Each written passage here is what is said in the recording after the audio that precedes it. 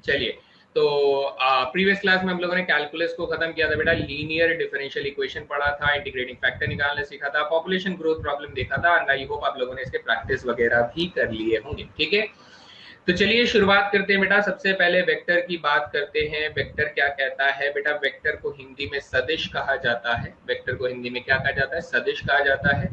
और वेक्टर क्या होते हैं बेटा? वेक्टर बेसिकली एक तीर की तरह होते हैं। किसकी तरह? तीर, तीर जैसे होते हैं, जैसे महाभारत के टाइम पे अर्जुन तीर चलाया करते थे, तो वैसे तीर की तरह होते हैं जो किसी एक पर्टिकुलर डायरेक्शन में पॉइंट करते हैं बेटा। ठीक है, पॉइंट समवेयर, एंड जो 3D स्पेस में भी हो सकता है, 2D प्लेन में भी हो सकता है, और जिसकी कुछ लंबाई भी होती है।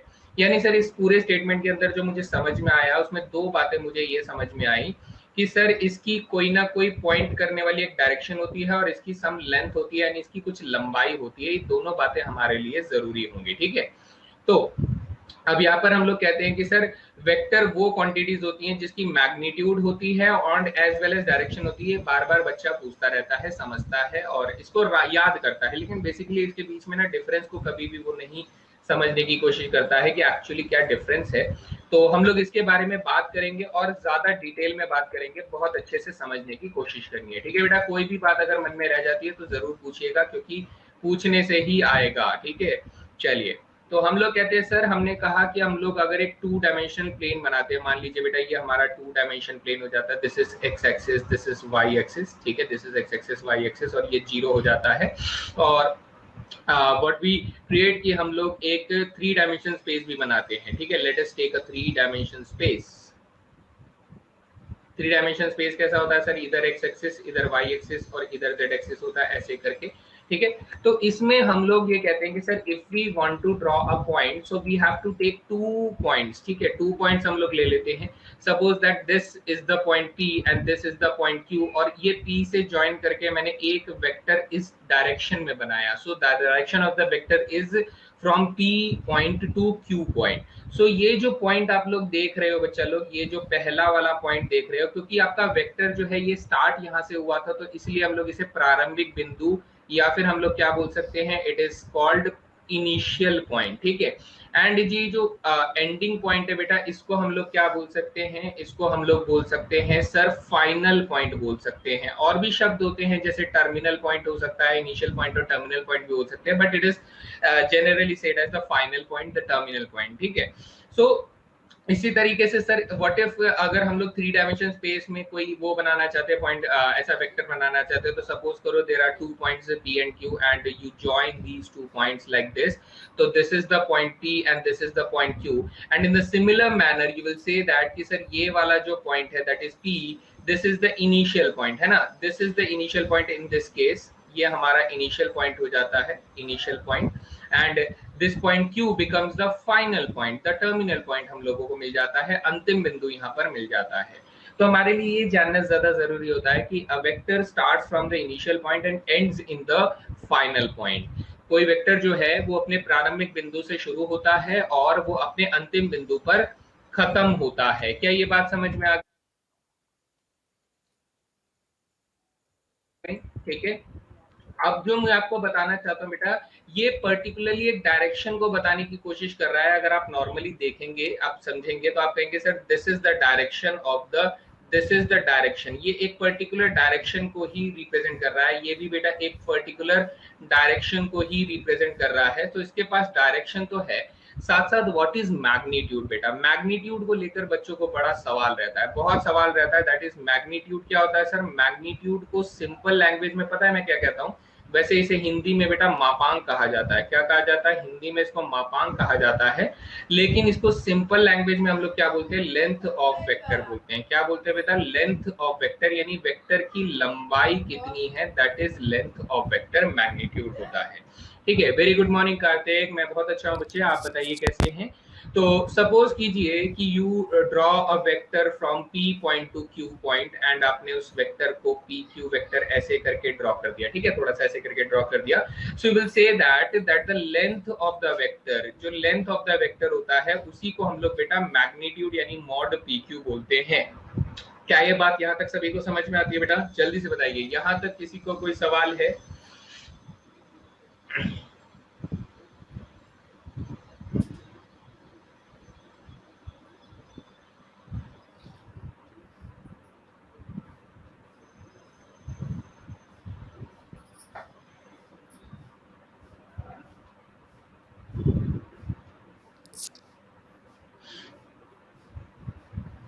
ठीक है, यहाँ तक मेरे ख्याल से किसी को कोई भी सवाल नहीं है। अब हम लोग और थोड़ा डिटेल में अगर बात करना चाहें तो हम लोग बात करेंगे बेटा कि ये डायरेक्शन और मैग्नीट्यूड, सर इसको अगर मेंशन करना हो, मुझे बताना हो कि किसी वेक्टर की डायरेक्शन क्या है और किसी वेक्टर का मैग्नीट्यूड कितना है, तो हम लोग कैसे बताएंगे? So first of all we say that कि सर जो वेक्टर होता है वो वेक्टर एक ऐसी क्वांटिटी होती है, सदिश जो होता है वो एक ऐसी क्वांटिटी होती है जिसमें मैग्नीट्यूड और डायरेक्शन दोनों होता है। क्या होता है बेटा? मैग्नीट्यूड प्लस डायरेक्शन दोनों होता है। ये बात सबसे पहले अपने दिमाग में अच्छे से फिट कर लीजिए कि सर इसमें मैग्नीट्यूड भी होता है और इसमें डायरेक्शन भी होता है। नाउ इन सिंपल बेटा जो मैग्नीट्यूड होता है यानी मापांक जो होता है that is generally known as length of the vector. ठीक है, लेंथ ऑफ द वेक्टर होता है। तो हम लोग इन दोनों के बारे में थोड़ा डिटेल में बात करेंगे, तो इसे बहुत अच्छे से समझना है। ठीक है बच्चे, बहुत अच्छे से समझना है। इसमें एक कॉन्सेप्ट को कहा जाता है कि सर एक्स एक्सिस की डायरेक्शन और जो एक्स एक्सिस है, यानी हम लोग ये कहेंगे sir direction of x axis, direction of x axis. ठीक है, डायरेक्शन ऑफ एक्स एक्सिस जो हो जाएगा बेटा उसे हम लोग आई कैप देते हैं। डायरेक्शन ऑफ वाई एक्सिस की अगर मैं बात करूं तो बेटा आप लोग उसे बोल सकते हो कि सर ये जे कैप हो जाता है, this is represented as J cap. And direction of K cap अगर मैं सॉरी जेड एक्सिस की बात करूं तो जेड एक्सिस की डायरेक्शन को हम लोग कैसे रिप्रेजेंट करते हैं? सर के कैप से रिप्रेजेंट करते हैं। नाउ सपोज कि मैं एक सिंपल सा 3 डायमेंशन स्पेस यहाँ पर क्रिएट करता हूँ and then we start discussing about the major points. ठीक है, तो ये हो गया हमारा एक्स एक्सिस, ये हो गया हमारा वाई एक्सिस, ये हो गया हमारा Z axis. Now suppose there is a point in the space P जिसके कोऑर्डिनेट्स आप कहते हैं सर 2, 3, 4 हो जाते हैं and this is the point origin. So you will create a vector. ठीक है, आप क्रिएट करेंगे बेटा इसको, यहां से यहां तक एक वेक्टर को ऐसे करके आप लोग क्रिएट करेंगे सर, ओ से पी तक ज्वाइन करने वाला वेक्टर है। So what are the key points? Key points ये मैं आपको बताना चाहता हूं कि सर ये एक्स एक्सिस पे 2 यूनिट्स है, वाई एक्सिस पे 3 यूनिट्स है, जेड एक्सिस पे 4 यूनिट्स है। तो ये एक्स एक्सिस में बेटा 2 यूनिट्स हो जाता है। ये वाई एक्सिस पे कितना यूनिट्स हो जाता है सर? 3 यूनिट्स हो जाता है। ये जेड एक्सिस पे कितना यूनिट्स हो जाता है सर? 4 यूनिट्स हो जाता है। यानी इन शॉर्ट अगर मैं आप लोगों से ये कहूं कि सर मुझे ओपी वेक्टर अगर लिखना है तो ओपी वेक्टर को डायरेक्शन बेसिस पे हम लोग how we are going to represent that OP vector, तो हम लोग कहेंगे सर 2 यूनिट्स हम लोग आई कैप डायरेक्शन में चले, 3 यूनिट्स हम लोग जे कैप डायरेक्शन में चले और 4 यूनिट्स हम लोग के कैप डायरेक्शन में चले। इज दैट क्लियर बेटा कि हम लोग ओपी वेक्टर को लिखते कैसे हैं डायरेक्शन बेसिस पे कि 2 यूनिट्स आई कैप डायरेक्शन में, 3 यूनिट्स जे कैप डायरेक्शन में और 4 यूनिट्स के कैप डायरेक्शन में। Is that clear? Yes, this vector is also called position vector. We will explain it every after these slides. ठीक है, good morning Shivam Kumar, very good morning. चलिए बताइए, यहाँ तक क्लियर है?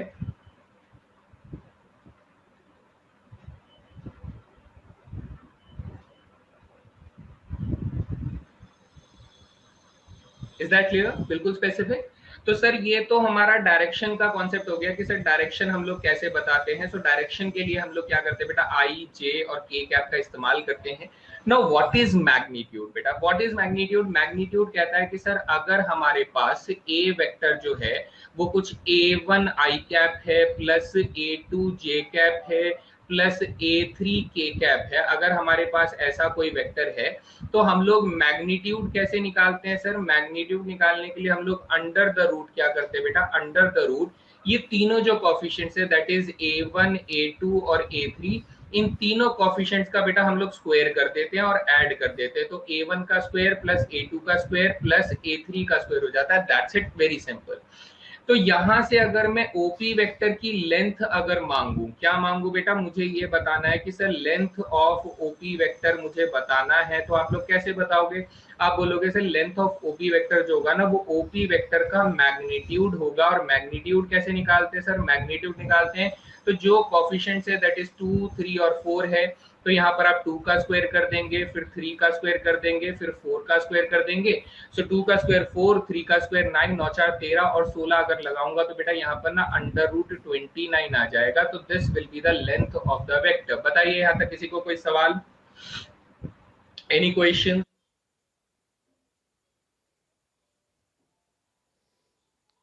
Any doubts?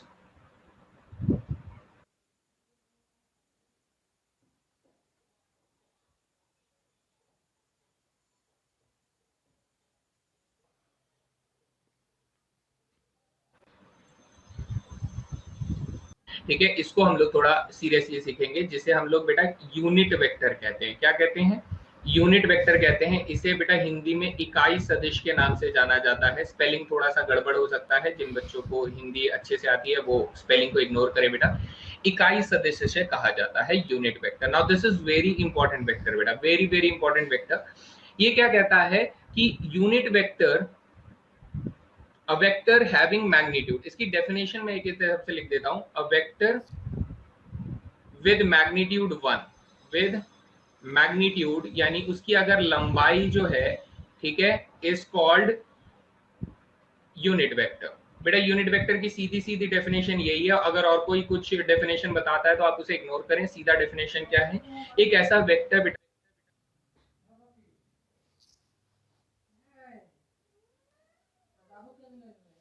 जिसका मैग्नीट्यूड जो है वो अगर 1 यूनिट है, 1 यूनिट है, तो हम लोग ऐसे वेक्टर को क्या बोलेंगे सर? ऐसे वेक्टर को हम लोग यूनिट वेक्टर बोलते हैं, इकाई सदिश बोला जाता है।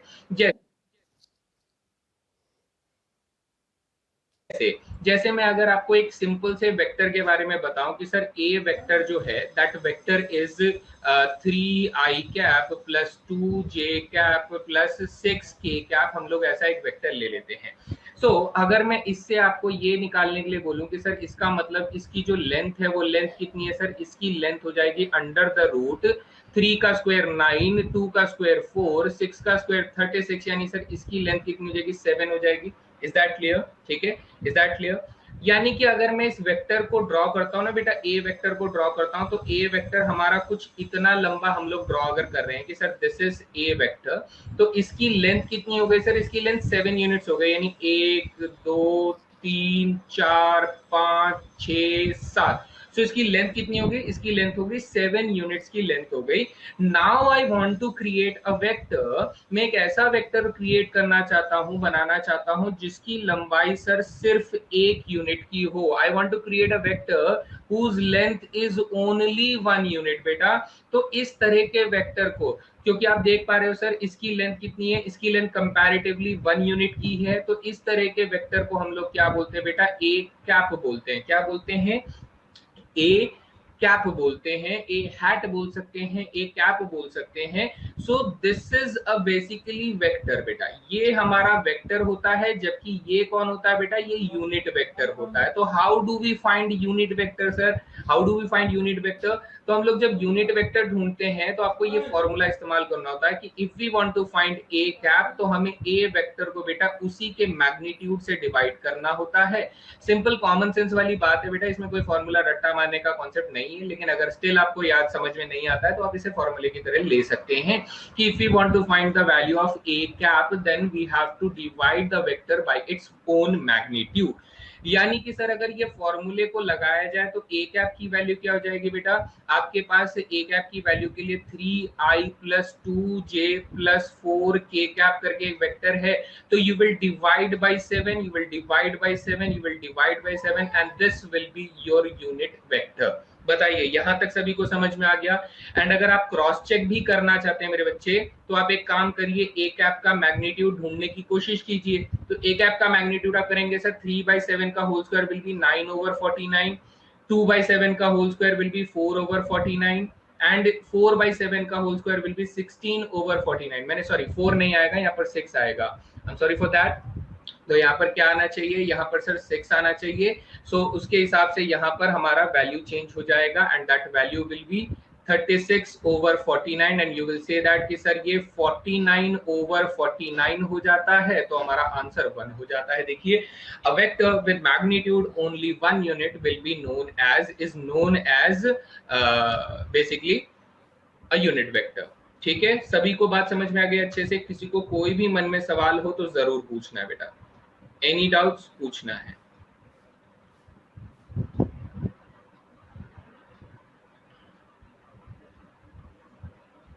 चलिए, तो अब इससे अगर हम लोग आगे चलते हैं तो सर थोड़ा सा और डेप्थ में जाने की कोशिश करते हैं वेक्टर्स के, बिकॉज ये कॉन्सेप्ट जो होता है ये इंपॉर्टेंट होता है। एंड बच्चों को बहुत ज्यादा दिक्कत होती है बेटा किसमें? Direction ratios and direction cosines में। तो पहले हम लोग डायरेक्शन कोसाइंस की बात करते हैं। और फिर हम लोग बात करते हैं कि सर डायरेक्शन रेशियोज और डायरेक्शन कोसाइंस में क्या कॉन्सेप्ट होता है जो बच्चों को थोड़ा दिक्कत देता है। यकीन मानिए बेटा बहुत सिंपल सा कॉन्सेप्ट है, मगर अगर आप लोगों ने इसे ध्यान से मेरी बातों को सुन लिया तो आज के बाद सिर्फ और सिर्फ आप मेरे को थैंक यू बोलेंगे कि हाँ सर आपने कुछ ऐसा बता दिया जिसने मेरे वेक्टर का कॉन्सेप्ट बिल्कुल क्लियर कर दिया, है ना। तो हम लोगों ने क्या किया सर, हम लोगों ने अपना स्पेस क्रिएट किया, 3 डायमेंशन स्पेस क्रिएट किया। आपका मन है तो बेटा आप 2 डायमेंशन स्पेस बना लो, लेकिन हम लोग direction cosines generally 3 dimension space में बात करते हैं। Now I have created a vector OP, कोई वेक्टर मैंने यहाँ पर करके ऐसे बेटा OP वेक्टर बना दिया है जो O से शुरू होकर P में खत्म हो रहा है। So you will say that, आप लोग खुद से ही बोल सकते हो कि सर ये जो OP वेक्टर है, दैट OP वेक्टर जो है वो बेटा एक्स एक्सिस के साथ ना एक एंगल क्रिएट करते हुए नजर आ रहा है। It is creating an angle, it is making an angle with x axis. तो उस एंगल को हम लोग अल्फा बोल देते हैं लेटेस्ट से, है ना। फिर हम लोग क्या बोलते हैं जी सर, OP वेक्टर जो है वो वाई एक्सिस के साथ भी तो कुछ ना कुछ एंगल बना ही रहा है ना, वाई एक्सिस के साथ एक एंगल बना रहा है, तो that angle should be said as beta angle बोल देते हैं। And last but not the least बेटा, ये OP वेक्टर जो है ये Z एक्सिस के साथ भी तो सर एक एंगल बना रहा है, तो ये जो एंगल बन रहा है हमारा, this angle is known as alpha, sorry gamma. तो हमने कहा सर अल्फा एंगल जो है वो alpha angle basically X axis के साथ बनता है, बीटा एंगल वाई एक्सिस के साथ बनता है, एंड गामा एंगल जो है वो हमारा जेड एक्सिस के साथ बनता है। यस शिवम कुमार, आपने बिल्कुल की पॉइंट को बता दिया है, हालांकि मैं भी ये शेयर करूंगा थोड़ी देर में, लेकिन पहले हम लोग आराम से डायरेक्शन कोसाइंस को अच्छे से समझ लेते हैं, है ना। सो हमने कहा ये एक्स एक्सिस से अल्फा एंगल बना रहा है, वाई एक्सिस से बीटा एंगल बना रहा है, और जेड एक्सिस से क्या कर रहा है, गामा एंगल बना रहा है। क्योंकि सर नाम में कोसाइन लिखा है तो हम कहते हैं सर ये अल्फा, बीटा और गामा। अगर मैं इनके कोसाइंस ले लेता हूं, ठीक है, मैंने यानी कोसाइन अल्फा ले लिया, कोसाइन बीटा ले लिया और कोसाइन गामा ले लिया, तो ये तीनों क्या होते हैं बेटा, इन तीनों को हम लोग डायरेक्शन कोसाइंस कहते हैं। क्या बोलते हैं बेटा, इन तीनों को हम लोग डायरेक्शन कोसाइंस कहते हैं। और इन सिंपल बेटा, इन सिंपल हम लोग क्या करते हैं कि हर बार कोसाइन ना लिखना पड़े, इसलिए हम लोग इस वाली कोसाइन अल्फा की वैल्यू को L बोलते हैं, कोसाइन बीटा वाली वैल्यू को M बोलते हैं, और कोसाइन गामा वाली वैल्यू को N बोलते हैं। यहाँ पर नोट हमें क्या करना होता है सर, एक वेरी इंपॉर्टेंट प्रॉपर्टी होती है, वो ये होती है कि सर सबसे पहले की L का स्क्वायर प्लस M का स्क्वायर प्लस N का स्क्वायर जो होता है वो हमारे पास 1 के बराबर होता है। यानी इसी से अगर मैं बोलूं, इस स्टेटमेंट को अगर मैं दूसरे तरीके से लिखने की कोशिश करूं, तो cos square alpha plus cos square beta plus cos square gamma जो होता है वो क्या हो जाता है, वो बेटा हमारे पास 1 हो जाता है। लेकिन आप सभी बेटा एक आइडेंटिटी तो जानते ही होंगे, ठीक है, कि sine square alpha plus cos square alpha अगर मैं यूज करूंगा तो वो 1 हो जाता है। इसी आइडेंटिटी से बेटा मॉडिफाइड आइडेंटिटी क्या बनती है, ये कहता है कि सर अगर मैं साइन स्क्वायर अल्फा को, साइन स्क्वायर बीटा को और साइन स्क्वायर गामा को अगर मैं ऐड करूं तो अब मेरा आंसर कितना होना चाहिए बेटा, जल्दी से बताएंगे सभी के सभी, मैं वेट कर रहा हूं आंसर्स का, है ना। देखते हैं कौन बच्चा कितना सही आंसर दे पाता है इस क्वेश्चन का।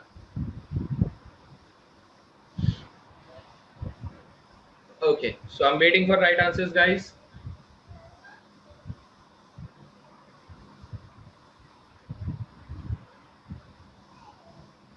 शाबाश, नीरज ठाकुर एंड शिवम कुमार का आंसर बिल्कुल अच्छा, नीरज ठाकुर का गलत जवाब है बच्चे।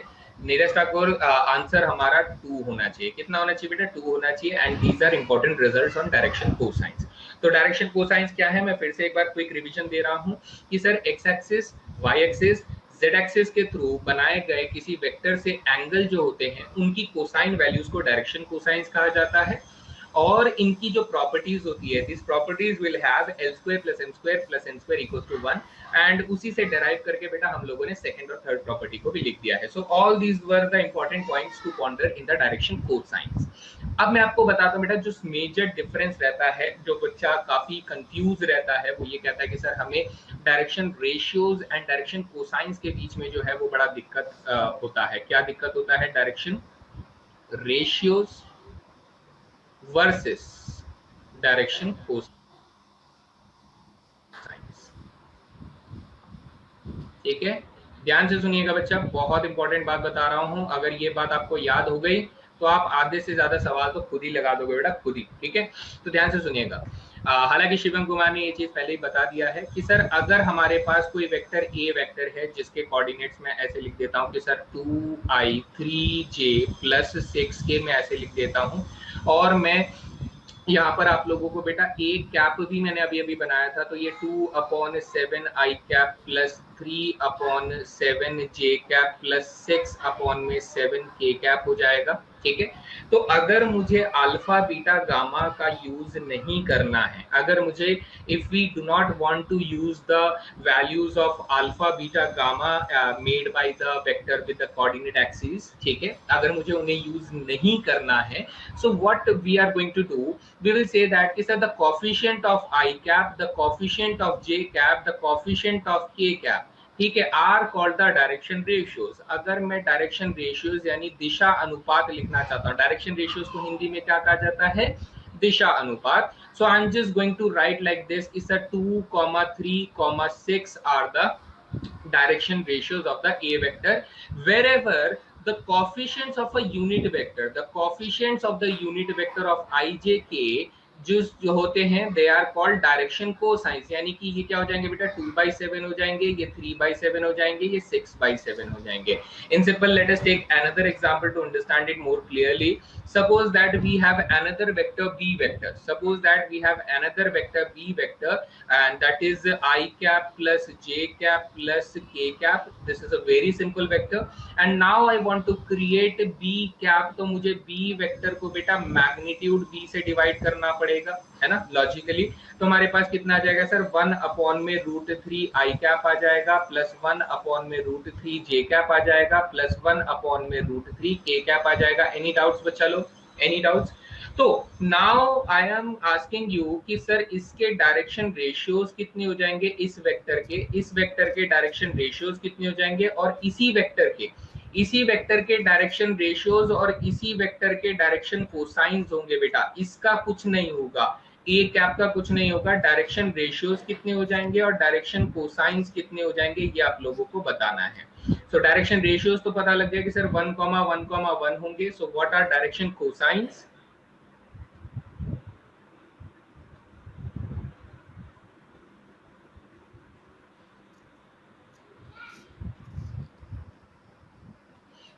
So 1/√3 and 1/√3, everybody clear बेटा? किसी को कोई भी सवाल रहेगा तो पूछना है ना? I'm waiting for your doubts.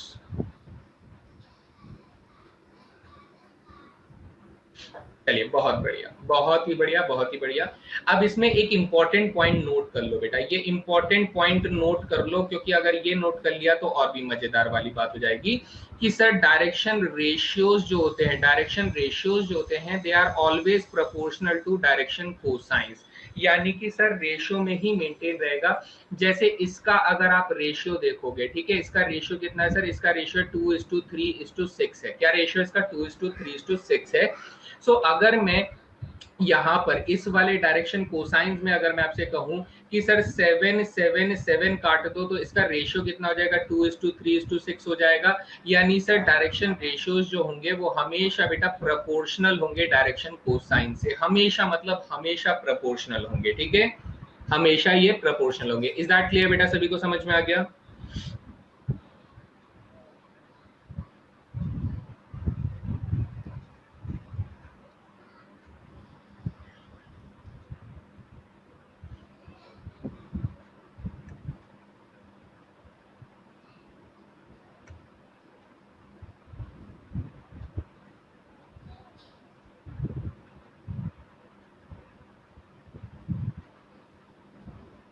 चलिए, बहुत बढ़िया।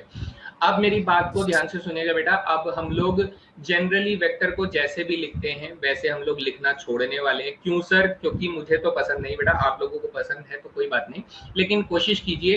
तो मैं यहाँ पर हेडिंग डाल देता हूँ, simple way to learn, simple way to represent, simple way to represent vector.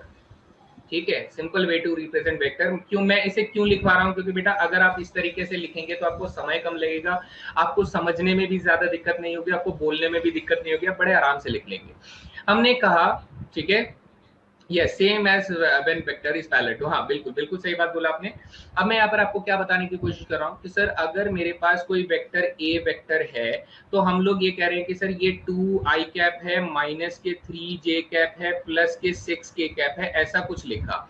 तो इसके डायरेक्शन रेशियोज कितने हैं सर? इसके डायरेक्शन रेशियोज हैं 2, -3, 6 हैं। तो अगर बेटा इसके डायरेक्शन रेशियोज 2, -3, 6 है, तो क्या मैं इसे ऐसे लिख सकता हूँ कि सर ए वेक्टर जो है वो 2, -3, 6 है? क्या मैं सिर्फ इसे ऐसे लिख सकता हूँ बेटा? यस और नो में जवाब दीजिए, क्या मैं इसे ऐसे लिख सकता हूँ कि सर ये 2, -3, 6 है? अगर कोई वेक्टर जो है बेटा वो बी वेक्टर ऐसे लिखा जा रहा है कि सर ये माइनस के 1/2 आई कैप है, प्लस 3/4 के कैप है, ऐसे करके लिखा जा रहा है, तो आप इसके डायरेक्शन रेशियोज क्या लिखेंगे? आप कहेंगे सर एक्स एक्सिस की डायरेक्शन में ये 1/2 लिखा हुआ है, वाई एक्सिस की डायरेक्शन में 0 टाइम्स है, और जेड एक्सिस की डायरेक्शन में 3/4 है। तो क्या मैं इसे ऐसे रिप्रेजेंट कर सकता हूँ कि सर बी वेक्टर जो है वो एक्चुअली -1/2 0 और 3/4 से ही रिप्रेजेंट हो रहा है? ठीक है, ये भी एक इजी तरीका हो गया। तो yes, these are very simple way to represent a vector, कि हम लोग जरूरी नहीं है कि सर ये i cap, j cap, k cap लिख के ही बताएं या बोलकर ही समझाएं, नहीं, हम लोग किसी भी वेक्टर को उसके डायरेक्शन रेशियोज के रिप्रेजेंट कर सकते हैं, किसी भी वेक्टर को उसके डायरेक्शन रेशियोज के रेस्पेक्ट में रिप्रेजेंट कर सकते हैं कि sir a vector is represented by these direction ratios, b vector is represented by these direction ratios. Is that clear बेटा? बात सभी को समझ में आ गई? सभी को अच्छे से बात समझ में आ गई? चलो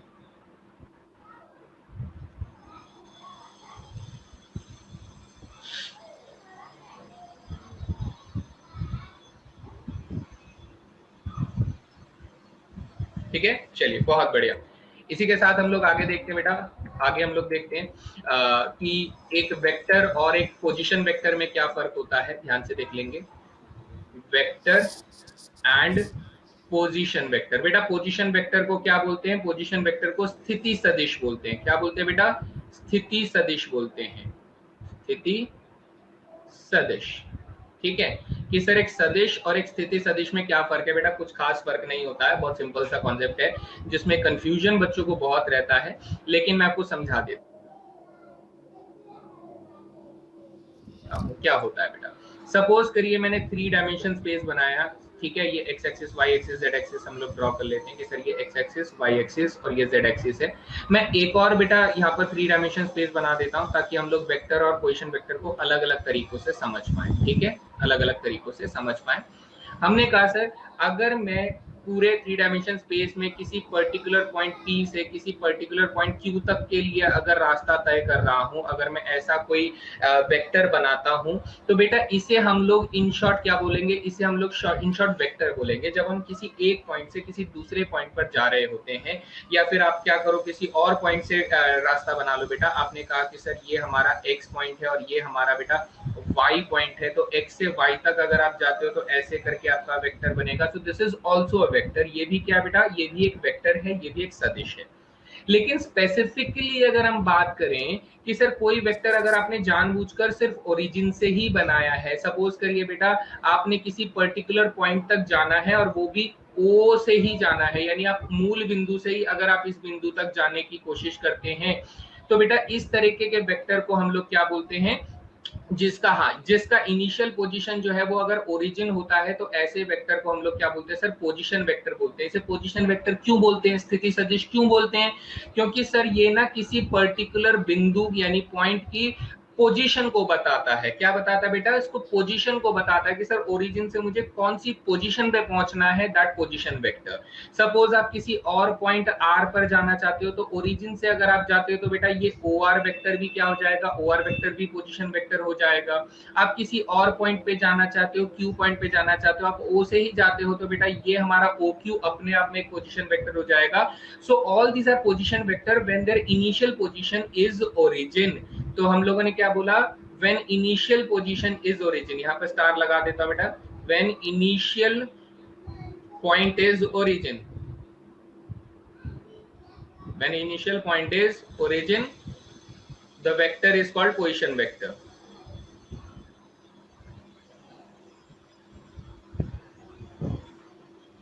बात समझ में आ गई सभी को?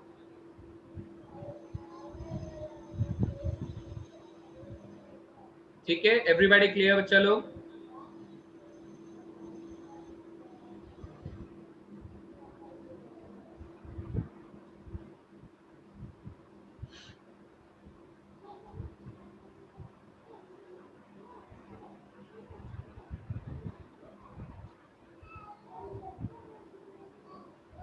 ठीक है, एवरीबॉडी क्लियर? किसी को कोई भी सवाल रहेगा तो पूछना है बच्चा लोग।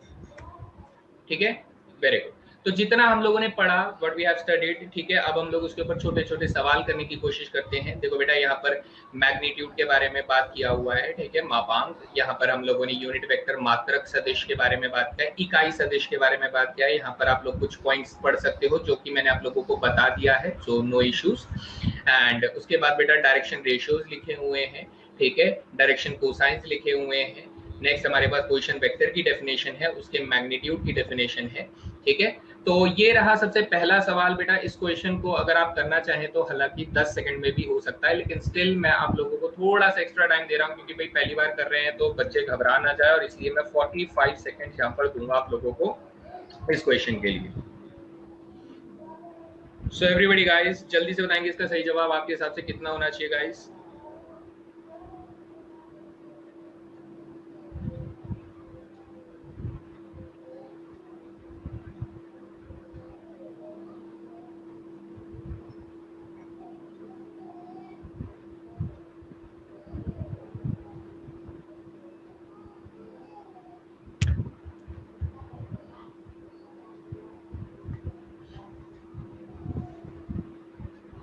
Seven answers and 8 answers. Very good, very good. जनता बहुत तेज जा रही है।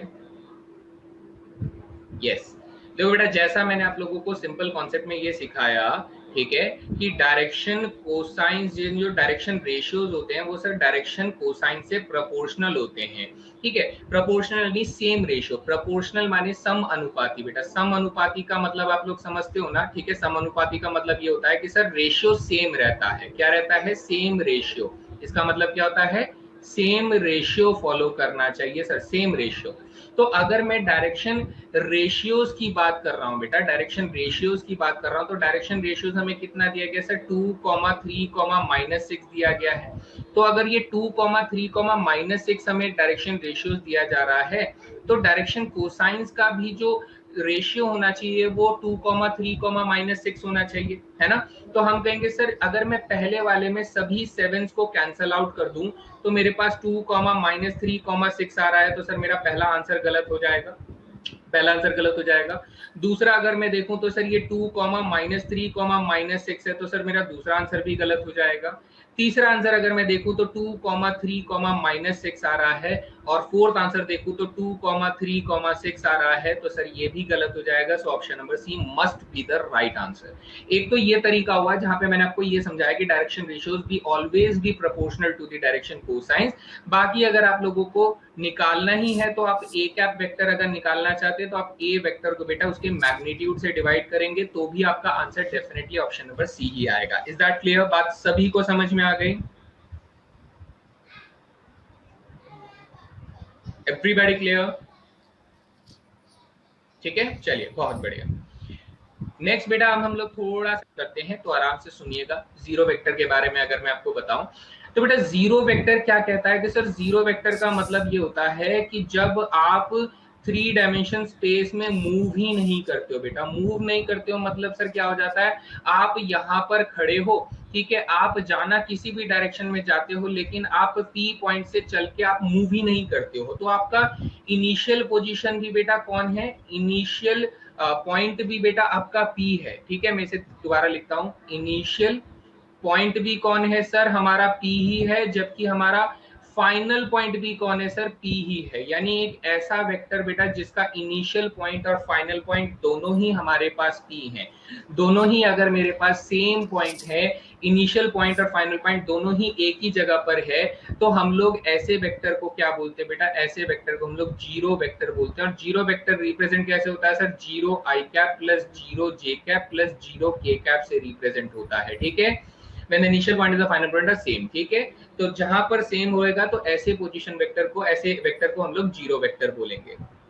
सर जीरो वेक्टर का डायरेक्शन इनफाइनाइट, बेटा इनफाइनाइट नहीं होता है। जीरो वेक्टर का डायरेक्शन हम लोग नहीं बता सकते हैं क्योंकि ये मल्टी डायरेक्शनल हो जाता है। Zero zero basically zero vector multi directional हो जाता है। डायरेक्शन हम लोग कैसे बताते हैं? हम लोग डायरेक्शन तभी बताते हैं बेटा जब कोई मूवमेंट होता है। बेसिकली जब तक बेटा मोशन नहीं होगा, जब तक डिस्टेंस या डिस्प्लेसमेंट तय नहीं होगा, तो मैं उसकी डायरेक्शन ऑफ मोशन नहीं बता सकता। सो डायरेक्शन की होने के लिए बेटा मोशन का होना जरूरी है, और मोशन ही नहीं हुआ जब, तो हम लोग डायरेक्शन नहीं बता सकते, ठीक है। तो एक हिसाब से हम लोग अननोन बोल सकते हैं कि हम लोग इसका डायरेक्शन नहीं बोल सकते because it is multi directional, क्योंकि एक पॉइंट किसी भी डायरेक्शन में देख सकता है। तो ये हो गया जीरो वेक्टर का मतलब, ठीक है। नेक्स्ट में बेटा आप लोगों से बात करूंगा नेगेटिव ऑफ अ वेक्टर के बारे में। So negative of a vector आप लोगों ने बड़े प्यार से सीखा होगा, लेकिन आप लोगों को शायद से अभी याद नहीं होगा, ठीक है, ठीक है। तो मैंने ये कहा कि अगर बेटा यहाँ पर देखिए ध्यान से, हमारे पास एक बहुत भारी सा बॉक्स है, ठीक है, जिसका मास कितना है सर? जिसका मास है 100 केजी तो नहीं बोलूंगा, 40 केजी चलेगा, ठीक है, 40 केजी मास है।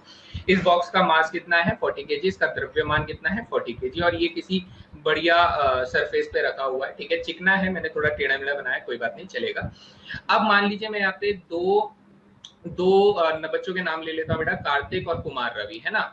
तो कार्तिक जो है वो बेटा यहाँ से एक फोर्स लगा रहे हैं। कितना फोर्स लगा रहे हैं सर? 10 न्यूटन का फोर्स लगा रहे हैं। कितना फोर्स लगा रहे हैं बेटा? 10 न्यूटन का फोर्स लगा रहे हैं।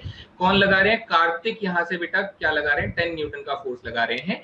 और यहाँ से अगर हम लोग बिल्कुल ऑपोजिट डायरेक्शन में बेटा कुमार रवि जो है वो भी अगर 10 न्यूटन का फोर्स लगाएंगे, तो इस वाले को हम लोग, इस कंडीशन को हम लोग बैलेंस्ड फोर्स कहते हैं। क्यों बैलेंस्ड फोर्स कहते हैं? क्योंकि सर अगर मैंने इस फोर्स को F1 का नाम दे दिया और इस फोर्स को F2 का नाम दे दिया, तो ये F1 फोर्स है, ये F2 फोर्स है।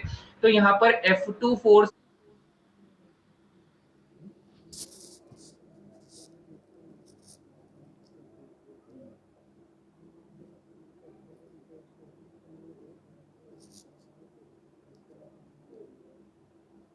या F1 फोर्स बेटा जो होगा ना, उनका टोटल सम जो हो जाएगा वो बेटा जीरो वेक्टर हो जाएगा। क्या हो जाएगा? जीरो वेक्टर हो जाएगा। तो हम लोग यहाँ से रिजल्ट करते हैं कि सर F1 वेक्टर जो हो जाएगा वो नेगेटिव ऑफ F2 वेक्टर के बराबर हो जाएगा। तो इस चीज को हम लोग क्या बोलते हैं? Negative vector.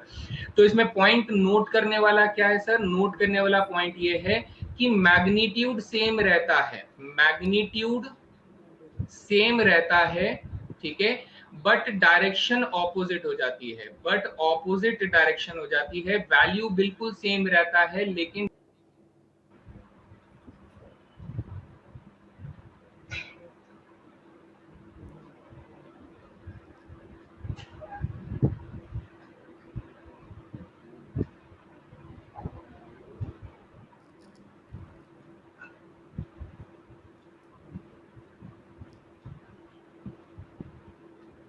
ठीक है, चलिए आपस में डिस्कशन कर लिए और कुमार रवि का कॉन्सेप्ट भी क्लियर हो गया है आई थिंक।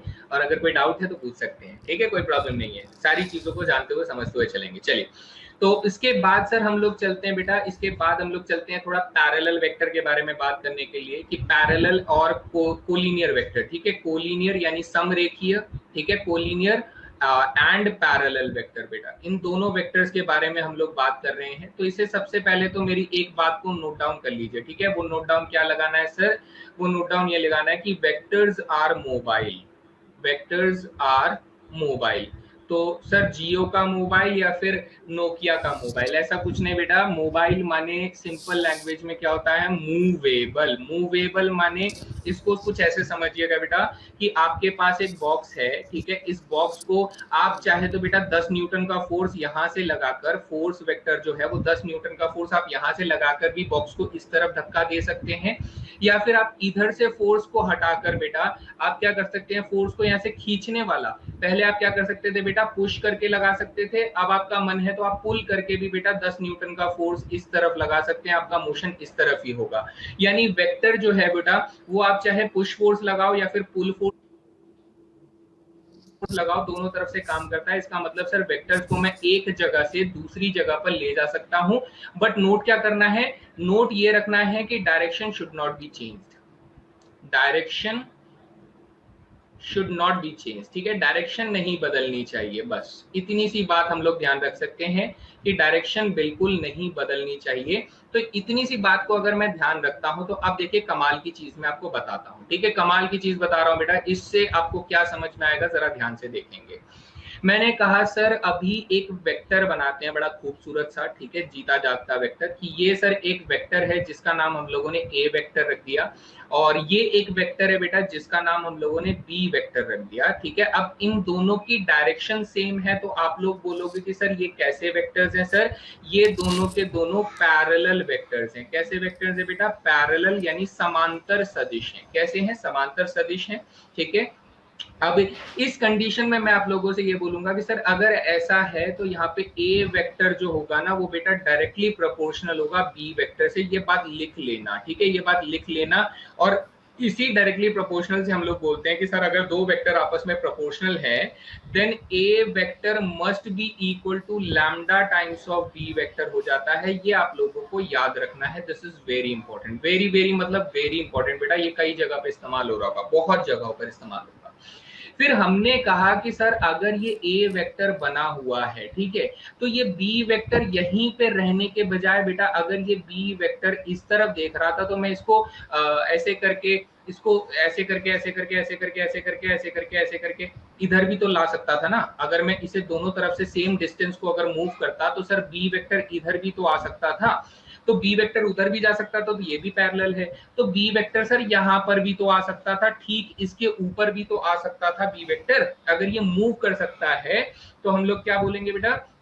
हम लोग ये बोलेंगे कि ये अगर मूव कर सकता है तो ये बी वेक्टर जो है ये यहां से मूव करके बेटा इसके ऊपर भी आ सकता है।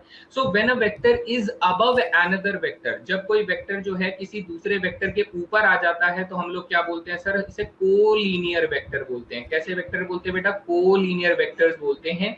लेकिन इसमें भी सेम कंडीशन फॉलो होती है सर, ए वेक्टर जो रहेगा that will be directly proportional to the b vector रहेगा, इसमें भी कोई डिफरेंस आप लोगों को नहीं मिलेगा।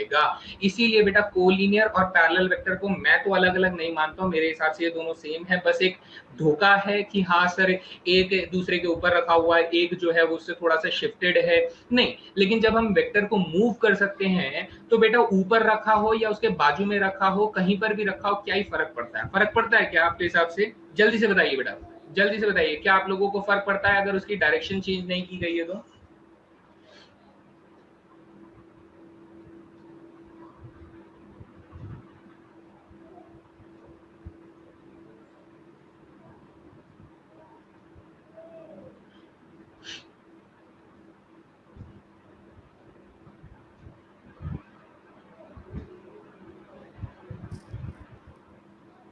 ठीक है,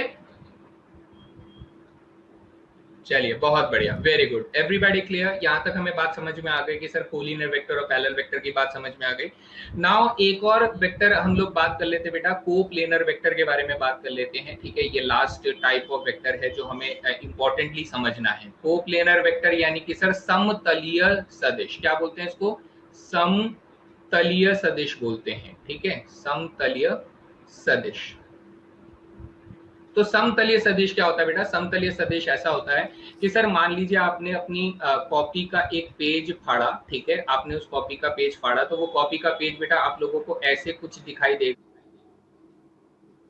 ठीक है। आपने कुछ कॉपी का पेज फाड़ा तो ये एक पेज दिखाई देगा। तो बेटा इस पेज को हम लोग मैथमेटिक्स में क्या कहते हैं? इसको हम लोग कहते हैं प्लेन, जिसे हिंदी में हम लोग क्या कहते हैं बेटा? समतल कहते हैं। क्या कहते हैं बेटा? समतल कहते हैं। ये जो पेज रहेगा इसको हम लोग प्लेन कहेंगे, मैथमेटिक्स में आने वाली क्लासेस में प्लेन कहेंगे, and this is known as समतल, ठीक है।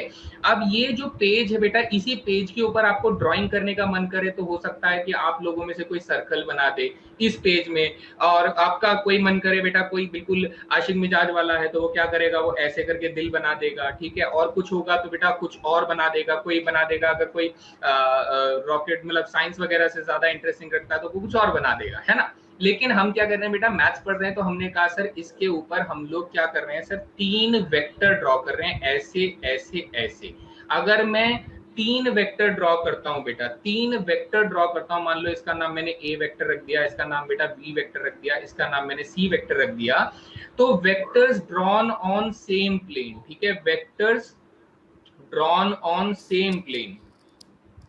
अगर सेम प्लेन के ऊपर, ठीक है, आप लोग क्या कर रहे हो बेटा, सेम प्लेन के ऊपर अगर आप वेक्टर्स ड्रॉन कर रहे हो तो उन्हें क्या कहा जाता है बेटा, उन्हें कहा जाता है कोप्लेनर वेक्टर्स, यानी कि समतलीय सदिश कहा जाता है। I think this is clear, बिल्कुल सिंपल एग्जांपल समझ में आ गया है ना। किसी को कोई सवाल रहेगा तो पूछना है ना।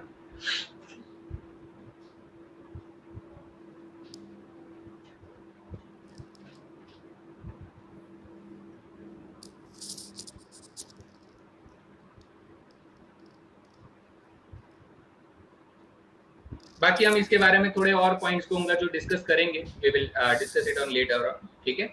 चलिए, तो बेटा अब ये क्वेश्चन आप लोगों के स्क्रीन पर आ रहा है। बात अगर अच्छे से समझ में आ गई है तो लेट्स सी इस क्वेश्चन का आंसर कौन कितनी देर में देता है। मैं आप लोगों को अगेन 45 सेकंड्स का टाइम प्रोवाइड कर रहा हूँ इस क्वेश्चन के लिए, फटाफट। बेटा एंगल की बात हम थोड़ा बाद में करेंगे, आज की क्लास में बात नहीं करेंगे, हम लोग बात करेंगे एंगल्स के बारे में, लेकिन बाद में थोड़ा बात करेंगे, ठीक है। अभी हम बिल्कुल बेसिक्स में है कि हाँ सर हम पहचानना सीख जाएं कौन कौन सी चीजें क्या होती हैं, किनका सवाल पूछा जाता है, किस रेस्पेक्ट में पूछा जाता है, वो सारी चीजें हम लोग देखेंगे। कोई भी बच्चा बेटा जल्दबाजी ना करें, आपको लैम्डा की वैल्यू चाहिए, सो है ना। तो लेट्स सी, अब देखो बेटा यहाँ पर हमारे पास सिंपल सा कॉन्सेप्ट क्या कहता है कि सर अगर ए वेक्टर जो है वो बी वेक्टर से सर पैरेलल है, तो मैंने आपको अभी अभी क्या बोला कि सर ए वेक्टर जो है वो बी वेक्टर से प्रोपोर्शनल होना चाहिए। तो ए वेक्टर हमारे पास डायरेक्शन रेशियोज कितने हैं सर, 1, 2 लैम्डा, 3 है बेटा। मैं आई कैप जे कैप तो कब का लिखना छोड़ चुका हूँ, तो हम कहेंगे सर ये प्रोपोर्शनल होना चाहिए 4, 8, 12 से प्रोपोर्शनल होना चाहिए। अब बेटा देखो कॉमन सेंस देखो सर, कॉमन सेंस ये कि सर यहाँ पर 1 को क्या मल्टीप्लाई करने पर 4 मिल जाएगा, आप कहेंगे सर 4 मल्टीप्लाई करने पर ही 4 मिलेगा। तो सर 3 में ऐसा क्या मल्टीप्लाई करे कि 12 बन जाएगा, तो आप कहेंगे सर 4 मल्टीप्लाई करो। तो इसी को तो प्रोपोर्शनल कहते हैं, सेम रेशियो, कि रेशियो मेंटेन रहेगा। तो अब एक बच्चे से अगर मैं पूछूं कि सर 2 लैम्डा में ऐसा क्या मल्टीप्लाई करूं कि मुझे 8 आ जाए, तो आपका आंसर फिर से मल्टीप्लाई 4 ही होना चाहिए ना, ठीक है, फिर से 4 होना चाहिए। यानी सर 2 लैम्डा में अगर मैं मल्टीप्लाई 4 करूंगा तो 8 आ जाएगा। तो आप कहेंगे सर 4 2 जा 8 होता है, तो लैम्डा की वैल्यू कितनी आ जाएगी बेटा, 1 आ जाएगी। So right answer is option number 1। बताइए बात समझ में आ गई सभी को? यस, 5 सेकंड इनफ है, लेकिन पहली बार कर रहे हैं कुछ बच्चे, तो उनके लिए मैं थोड़ा सा एक्स्ट्रा टाइम दे रहा हूँ ताकि उनके बात को ये समझ में आ जाए कि सर रेशियो मेंटेन करना था, प्रोपोर्शनैलिटी, सेम रेशियो फॉलो करेगा, हर एक नंबर फॉलो करेगा बेटा। अगर नहीं करेगा तो इसका मतलब वो आंसर नहीं होगा। एवरीबॉडी क्लियर बेटा, सभी को बात समझ में आ गई?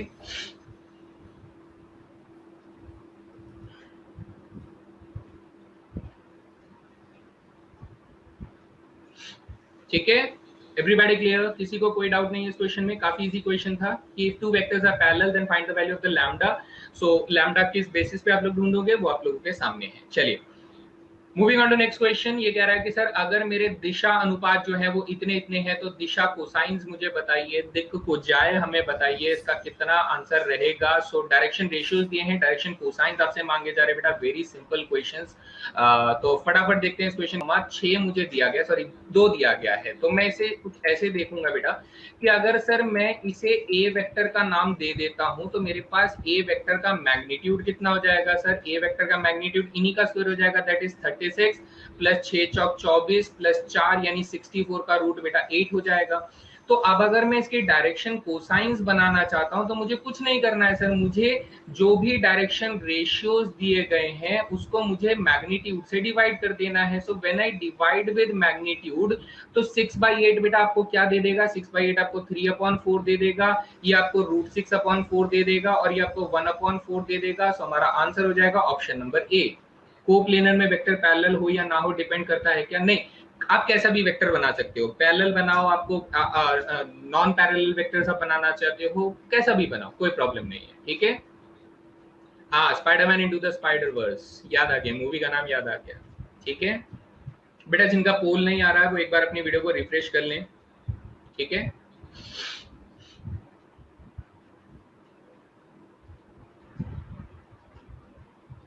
सभी को समझ में आ गया कि डायरेक्शन कोसाइंस कैसे निकले। हमने कहा था सर किसी भी यूनिट वेक्टर के जो डायरेक्शन रेशियोज होते हैं वो डायरेक्शन कोसाइंस हो जाते हैं। तो स्पेसिफिकली मैंने वेक्टर से क्या बना लिया सर, मैंने वेक्टर से एक यूनिट वेक्टर बना लिया और यूनिट वेक्टर के जो डायरेक्शन रेशियोज होते हैं वही मेरे डायरेक्शन कोसाइंस होते हैं। So that process is beneficial for us. ठीक है, चलिए आगे बढ़ते हैं सर। अब हम जा रहे हैं रिजल्टेंट वेक्टर के बारे में बात करने के लिए। So what is resultant vector? बेटा रिजल्टेंट वेक्टर होता है जो अभी हम लोगों ने एक कंडीशन में यहाँ पर ये कहा कि सर एक बॉक्स रखा हम लोगों ने, ठीक है, this is a box with mass, some mass है। तो यहाँ पर आप लोगों ने एक फोर्स बेटा इस डायरेक्शन में लगाया, फोर्स 1 वेक्टर, एक फोर्स बेटा आप लोगों ने इस डायरेक्शन में लगाया, फोर्स 2 वेक्टर। तो इस वाले केस में जो रिजल्टेंट फोर्स होता है ना बेटा वो जीरो हो जाता है। क्या हो जाता है? रिजल्टेंट फोर्स, ठीक है, जो आपका परिणामिक बल जो होगा वो बेटा जीरो हो जाता है। That is F1 plus F2 force जो हो जाएगा वो टोटल जीरो वेक्टर हो जाएगा। F1 फोर्स और F2 फोर्स दोनों जीरो हो जाएगा। लेकिन क्या हो कि सर अगर मैं इस बॉक्स में अलग अलग डायरेक्शन में फोर्स लगाऊं, यानी मैं एक इस तरफ से फोर्स लगाता हूं, F1 फोर्स यहां से लगाता हूं और एक फोर्स बेटा इस तरफ से लगाता हूं, F2 फोर्स, तो अब मेरा जो टोटल फोर्स होगा वो किस तरफ हो जाएगा? वो बेटा इस तरफ हो जाएगा। यानी मेरा जो रिजल्टिंग फोर्स होगा, रिजल्टेंट फोर्स Fr, वो क्या हो जाएगा बेटा? इस डायरेक्शन में हो जाएगा, F1 प्लस F2 हो जाएगा। ये सिंपल कॉन्सेप्ट है बेटा, इसमें कोई बहुत बड़ा रॉकेट साइंस नहीं है।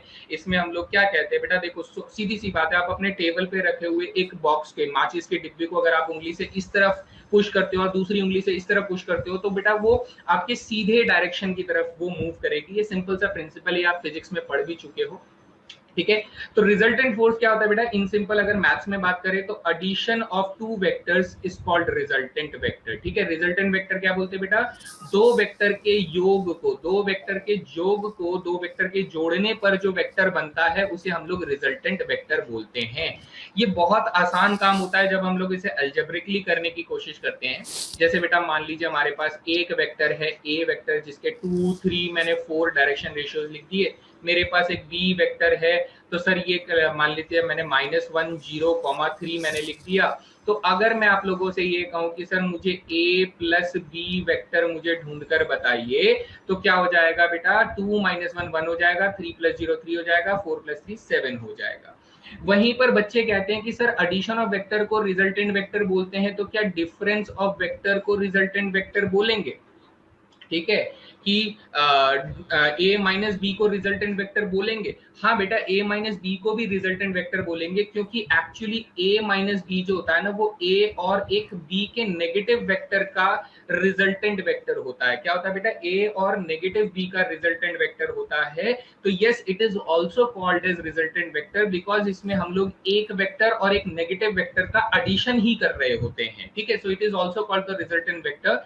सो अगर a माइनस बी निकालूंगा तो 2 - 1 3 हो जाएगा, 3 - 0 3 हो जाएगा, 4 - 3 1 हो जाएगा। So this is also resultant vector. तो ये करना तो बड़ा आसान है सर, इसमें कोई प्रॉब्लम नहीं है, माइनस करो प्लस करो, सबका सब हमारा रिजल्टेंट वेक्टर ही होगा। Is that clear? ठीक है, चलिए बहुत बढ़िया।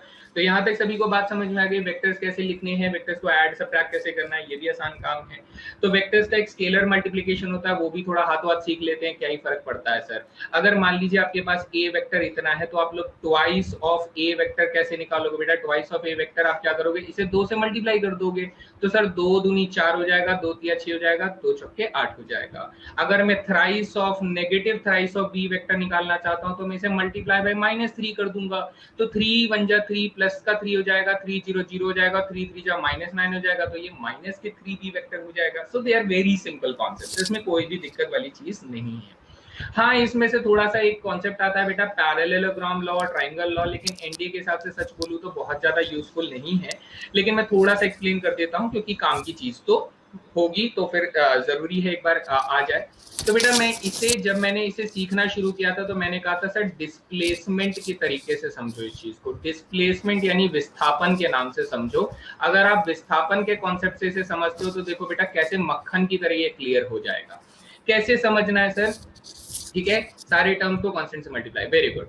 हम क्या कहेंगे सर, विस्थापन के कॉन्सेप्ट से अगर हम लोग इसे समझने की कोशिश करें, मान लीजिए बेटा कार्तिक जो है वो यहाँ पर खड़े हुए हैं। ठीक है, कार्तिक यहाँ पर खड़े हुए हैं, बहुत सिंपल तरीके से मैं समझाने की कोशिश कर रहा हूँ। कार्तिक यहाँ पर खड़े हुए हैं, कार्तिक पहले क्या करते हैं बेटा, कार्तिक पहले यहां जाते हैं, इधर की तरफ जाते हैं बेटा, इधर ए वेक्टर के फॉर्मेट में जाते हैं, पहले इधर जाते हैं। तो उनका डिस्प्लेसमेंट क्या हो गया सर, पी पोजीशन से क्यू पोजीशन तक डिस्प्लेसमेंट हो गया। कहां तक हो गया बेटा, पी पोजीशन से क्यू पोजीशन। फिर कार्तिक को किसी ने बोला कि हाँ फ्री के रसगुल्ले कहाँ मिल रहे हैं, फ्री के रसगुल्ले इस डायरेक्शन में मिल रहे हैं और इतनी दूर मिल रहे हैं, यानी आर पोजीशन पर मिल रहे हैं। तो कार्तिक पहले तो कहां खड़े हुए थे, वो पी पोजीशन पर खड़े हुए थे, लेकिन अब वो रसगुल्ले ढूंढते हुए कहां पहुंच गए बेटा, आर पोजीशन पर पहुंच गए। तो एक्चुअली क्या हुआ कि कार्तिक अपनी ओरिजिनल पोजीशन से बेटा आर पोजीशन तक पहुंच गए। कहां पहुंच गए, ठीक है, पी पोजीशन से वो आर पोजीशन तक पहुंच गए। मैं इसकी लाइन ड्रॉ कर देता हूं, ठीक है, प्रॉपरली यहां से ऐसे करके ये आर। चलिए, तो ये हमारा ये जो पोजीशन है बेटा, ये वाला पोजीशन क्या है, ये हमारा बेटा अगर मैं इसको बी वेक्टर का नाम देता हूं तो ये वाला जो वेक्टर होगा ये हमारे पास ए वेक्टर प्लस बी वेक्टर यहां पर बन जाता है। ठीक है, ठीक है, बिल्कुल बात समझ में आ गई है ना। तो यहाँ पर हमारे पास क्या होता है कि सर ये हमारा a प्लस बी वेक्टर होता है कि सर हम पहले इतना डिस्प्लेसमेंट किए, फिर हम इतना डिस्प्लेसमेंट किए, तो हमारा एक्चुअल डिस्प्लेसमेंट कितना हो गया, ये हो गया। और इसी को हम लोग क्या बोलते हैं बेटा, इसी को हम लोग ट्रायंगल लॉ बोलते हैं। क्या बोलते हैं बेटा, इसी को हम लोग ट्रायंगल लॉ बोलते हैं। बात समझ में आ गया सभी को।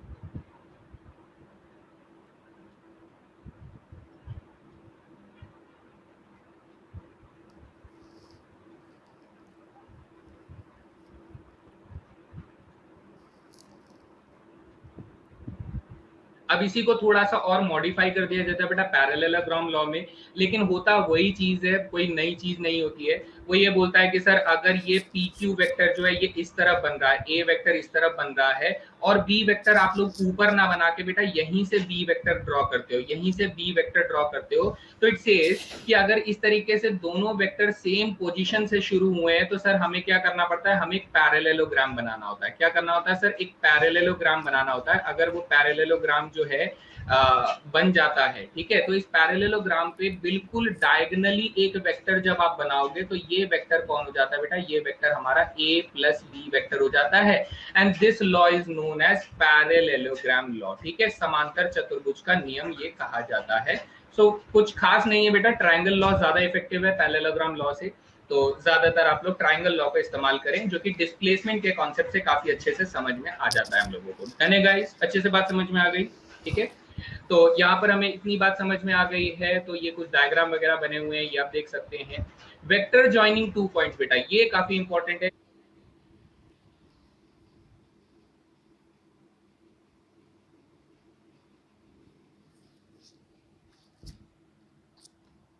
इसे देख लेते हैं, थोड़ा सा अंडरस्टैंड कर लेते हैं। ठीक है, वेक्टर जॉइनिंग 2 पॉइंट्स बेटा ये कहां से आता है, ये ट्रायंगल लॉ से डराइव होता है। कहां से डराइव होता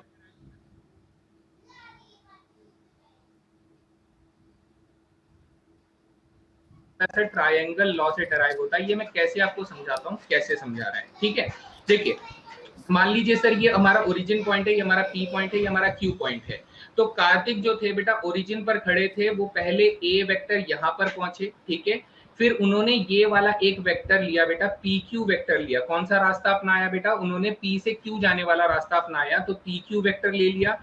और फिर उनका जो टोटल सम होगा बेटा उसका नाम मान लो बी वेक्टर है। तो according to this triangle law हम लोग क्या बोल सकते हैं कि सर अगर मेरा पी क्यू वेक्टर जो है, सॉरी मैं यहाँ से ये बोलूंगा कि सर अगर मुझे पी क्यू वेक्टर और ए वेक्टर को ऐड करना है, अगर मैं ए वेक्टर को पी क्यू वेक्टर से ऐड कर देता हूं तो मेरे पास बी वेक्टर आ जाता है। तो यहीं से हम कहते हैं कि सर पी क्यू वेक्टर अगर मुझे निकालना है तो मुझे क्या करना पड़ेगा सर, मुझे बी वेक्टर में से ए वेक्टर माइनस करना पड़ेगा। तो याद रखेंगे बेटा, कभी भी आपको वेक्टर ज्वाइनिंग 2 पॉइंट्स करना है तो ट्रिक क्या है बेटा, ट्रिक ये है final point minus initial point. क्या करना है बेटा, final point minus initial point आप लोगों को करना है कि आप आखिरी बिंदु, अंतिम बिंदु कहां पर थे और आप प्रारंभिक बिंदु कहां पर है। जैसे मैं इसको एक एग्जांपल से समझाने की कोशिश करता हूं कि सर अगर मेरे पास P बिंदु जो है वो 1, 2, 3 है और Q बिंदु जो है वो -1, -2, -2, 4 है। अगर ये बिंदु हमारे पास दिए हुए हैं तो आप बिल्कुल भी समय की बर्बादी ना करें बेटा, PQ वेक्टर बनाने के लिए आप क्या करेंगे सर, आप Q पॉइंट में से P पॉइंट को माइनस कर जाएंगे। क्या करेंगे बेटा, Q पॉइंट में से P पॉइंट को माइनस कर देंगे, आपका वेक्टर बन जाएगा दैट इज -1 सर -2 हो जाएगा, -2 -4 हो जाएगा, और 4 -3 बेटा 1 हो जाएगा। वहीं पर अगर आप बोले कि नहीं सर मैं तो QP वेक्टर निकालना चाहता हूं, तो QP वेक्टर कैसे निकलेगा बेटा, फाइनल पॉइंट में से इनिशियल पॉइंट को माइनस करना, यानी P में से Q को माइनस करना। तो 1 -1 बेटा 2 हो जाएगा, 2 -2 4 हो जाएगा, और 3 -4 बेटा -1 हो जाएगा। क्या सभी को बात समझ में आ गई? Everybody clear?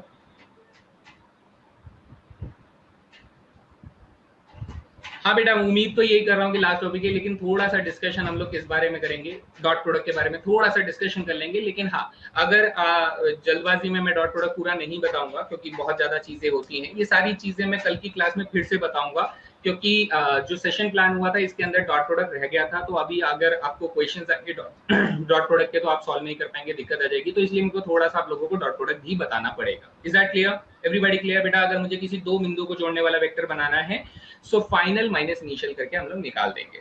सो आगे बढ़ते हैं ना, आगे बढ़ते हैं बेटा, स्केलर प्रोडक्ट के बारे में जाते हैं, जिसको हम लोग क्या कहते हैं सर, जिसको हम लोग अदिश गुणनफल भी कहा जाता है। क्या कहा जाता है बेटा? अदिश गुणनफल कहा जाता है ना। अदिश गुणनफल का फॉर्मूला सर ये हो गया, ठीक है।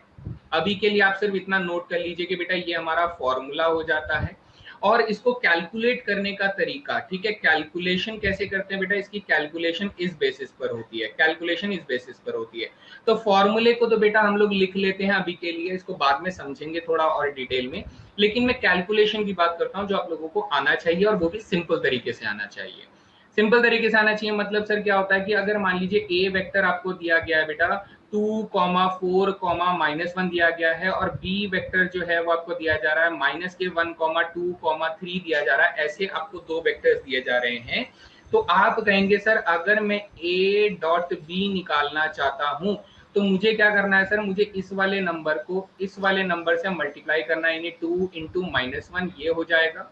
फिर मुझे सर इस वाले नंबर को इस वाले नंबर से मल्टीप्लाई करना है, यानी 4 इंटू में 2 हो जाएगा, ये हो जाएगा ये नंबर। फिर मुझे इस वाले नंबर को बेटा इस वाले नंबर से मल्टीप्लाई करना है, यानी -1 इंटू में 3 हो जाएगा, तो ये हो जाएगा नंबर। और फाइनली मुझे क्या करना है, मुझे इन तीनों वैल्यूज को ऐड कर देना है। तो मेरा आंसर हो जाएगा -2 +8 -3, तो मेरा आंसर हो जाएगा बेटा 3। समझ में आया सभी को? डॉट प्रोडक्ट निकालना, स्केलर प्रोडक्ट निकालना सभी को समझ में आया बच्चा लोग?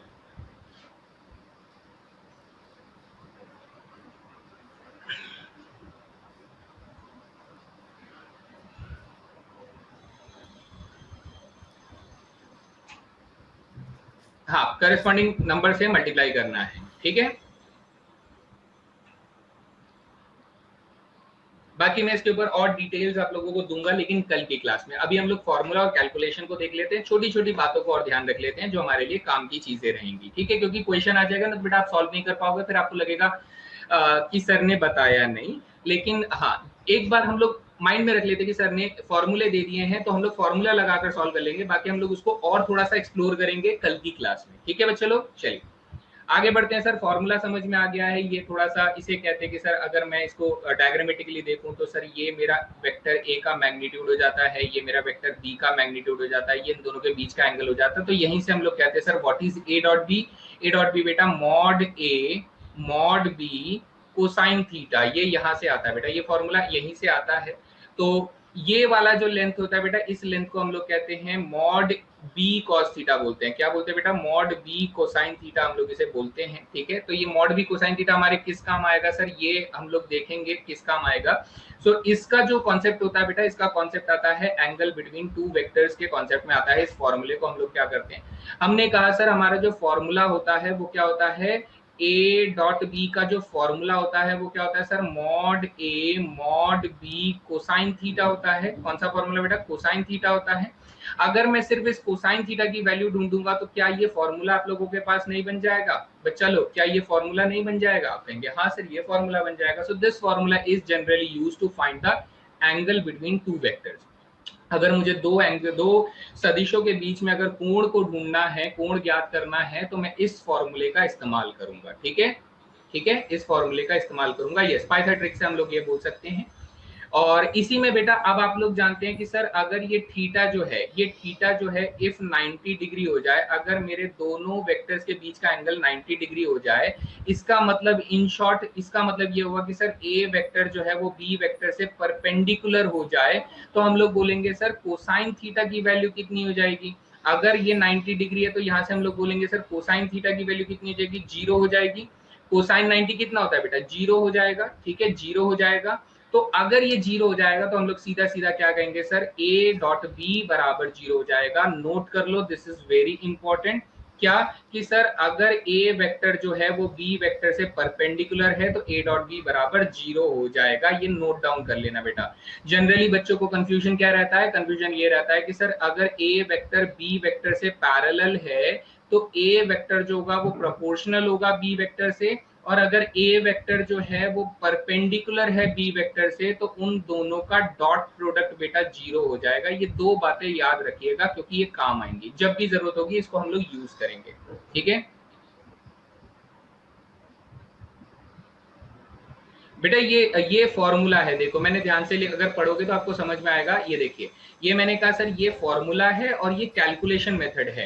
तो ये जो ए डॉट बी आपको कैलकुलेट अगर करना होगा तो आप ए डॉट बी को कैसे इस वाले मेथड से कैलकुलेशन करोगे, ये कैलकुलेशन की टेक्निक है, ठीक है। और जब हमें कैलकुलेशन नहीं करनी होती है, हमें कुछ और चीज निकालनी होती है, तो हम लोग फॉर्मूले का इस्तेमाल करते हैं। तो there are two methods, one is by formula method, another is by concept method, जो कि हम लोग कैलकुलेशन बोलते हैं कि कैलकुलेशन कैसे करनी है, ठीक है।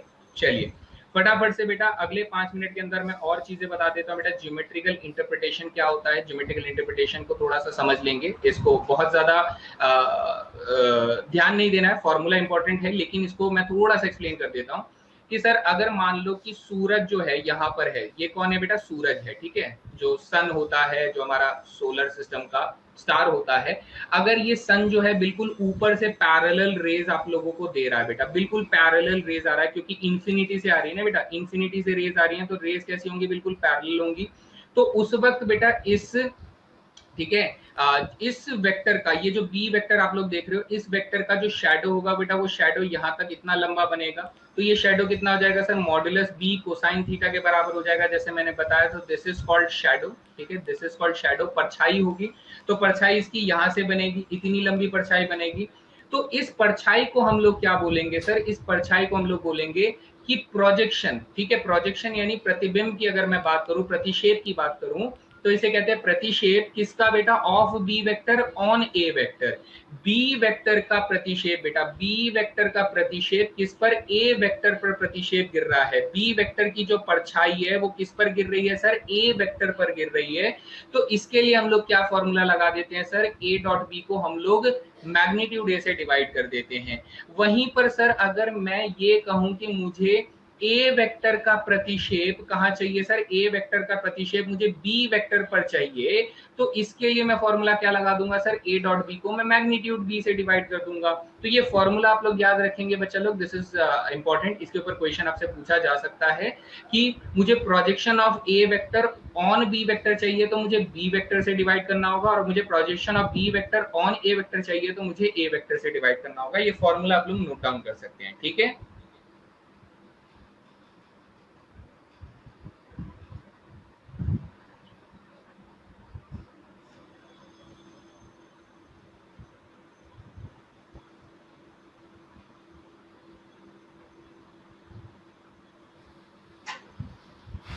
चलिए लास्ट एक और फॉर्मूला मैं आप लोगों को बता के बेटा क्वेश्चन टाइम की तरफ लेकर चलता हूं। एंड लास्ट है बेटा वर्क डन, वर्क डन यानी कार्य, ठीक है, कार्य कहते हैं या फिर क्या कहते हैं, आई डोंट नो हिंदी में क्या कहते हैं, लेकिन कार्य को बेटा वर्क डन का सिंपल फॉर्मूला फिजिक्स में इतनी बार पढ़ा हुआ कि मुझे बताने की जरूरत नहीं है। फोर्स इनटू डिस्प्लेसमेंट, बेटा आप लोग जानते ही होंगे कि सर वर्क डन जो होता है, कार्य जो होता है, वो क्या होता है, बल गुना विस्थापन होता है। तो बल सदिश और विस्थापन सदिश का जब आप लोग डॉट प्रोडक्ट कर देते हो, ठीक है, बल सदिश और विस्थापन सदिश का जब आप डॉट प्रोडक्ट कर देते हो तो आपके पास बेटा क्या आता है, कार्य आता है।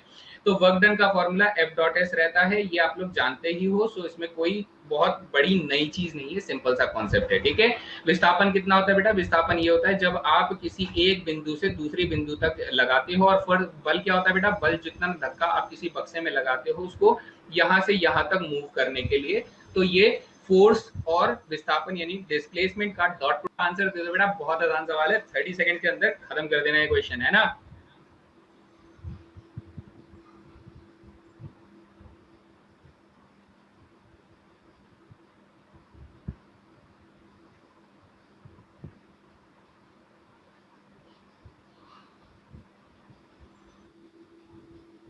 से यहां तक मूव करने के लिए, तो ये फोर्स और विस्थापन यानी डिस्प्लेसमेंट का डॉट प्रोडक्ट जो रहेगा वो वर्क डन हो जाता है।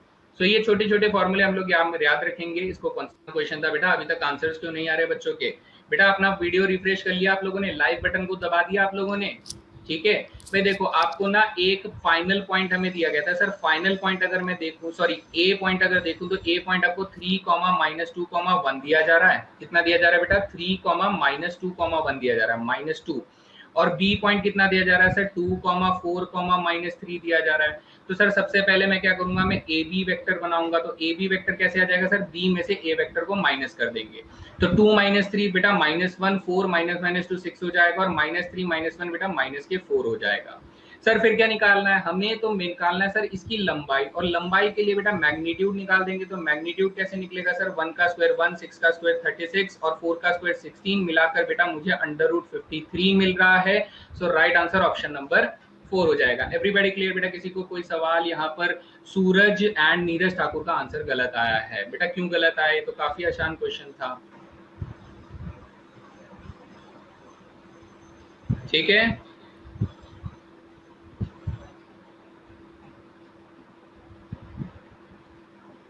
क्वेश्चंस आया बट पोल नहीं आया, तो बेटा एक बार रिफ्रेश कर लो वीडियो को, है ना, एक बार रिफ्रेश कर लो, पोल आ जाएगा दोबारा से। चलिए आगे बढ़े, अगला सवाल देखें। कितना आसान क्वेश्चन था सर, मुझे लेंथ बतानी थी। लेंथ बताने के लिए मुझे क्या करना होगा? मैग्नीट्यूड बताना होगा, सिंपल क्वेश्चन, ठीक है। चलिए नेक्स्ट क्वेश्चन क्या कह रहा है सर? नेक्स्ट क्वेश्चन ये कह रहा है कि ये जो वेक्टर आप लोग देख रहे हो, cos alpha cos beta i, cos alpha sin beta j और sin अल्फा k, ये वेक्टर पैरेलल टू दिस है, नल वेक्टर है। नल वेक्टर यानी कि sir zero vector, null vector का माने जीरो वेक्टर। ये यूनिट वेक्टर है या नन ऑफ द अबव है? आसान सवाल है, लेकिन थोड़ा सा एक्स्ट्रा टाइम दे रहा हूं मैं, 45 सेकंड दे रहा हूं इस क्वेश्चन को करने के लिए। पड़ेगा कि इसमें क्या होगा, ठीक है, इसको समझना पड़ेगा आपको। क्या होगा कि सर अगर मेरा पहला ऑप्शन सही है, अगर मेरा पहला ऑप्शन सही है तो इसके डायरेक्शन रेशियो 1,1,1 होने चाहिए, और अगर ये इससे पैरेलल है तो सर इसका डायरेक्शन रेशियो भी 1,1,1 होना चाहिए। क्योंकि सर अगर इसका डायरेक्शन रेशियो आपको 1 लेना है, मेरी बात ध्यान से सुनिए, अगर आप इसका डायरेक्शन रेशियो 1 लेते हैं तो आपको अल्फा की वैल्यू भी बेटा 0 डिग्री लेनी पड़ेगी और बीटा की वैल्यू भी 0 डिग्री लेनी पड़ेगी।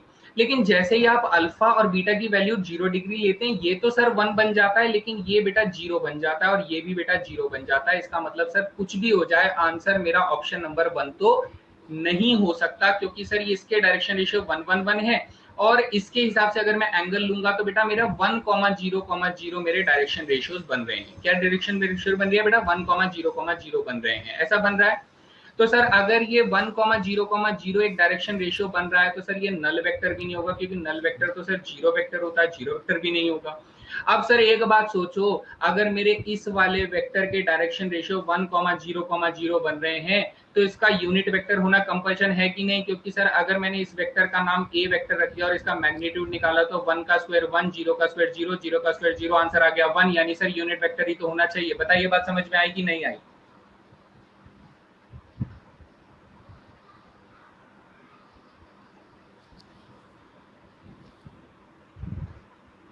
एवरीबॉडी क्लियर बेटा? बात सभी को समझ में आ गई?